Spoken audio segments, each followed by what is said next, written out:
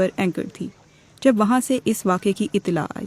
ان کے مطابق اس واقعے میں کوئی جانی نقصان نہیں ہوا۔ اس حوالے سے متعدد ویڈیو سوشل میڈیا پر بھی سامنے آئیں، لیکن ٹیونس کے حکام نے اس دعوے کی تردید کی ہے۔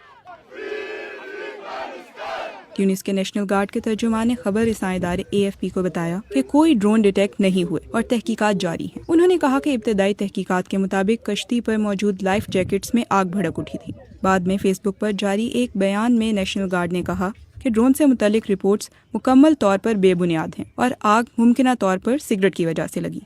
پاکستان کے سابق سینیٹر مشتاق احمد خان بھی اس قافلے میں شامل ہیں۔ وہ اس کشتی پر موجود نہیں تھے، لیکن ان کا کہنا ہے کہ عینی شاہدین کے مطابق یہ ایک ڈرون حملہ ہی تھا۔ جو بندہ وہاں پہ موجود ہے عینی شاہد، اور وہ خود دیکھ رہا ہوتا ہے، ویڈیو میں بھی نظر آ رہا ہے کہ اس کے سر کے اوپر سے ایک چیز آ کے گری ہے اور ایکسپلوسیو مٹیریل، اور اس نے ایک بلاسٹ کی ہے اور اس سے آگ لگ گئی ہے۔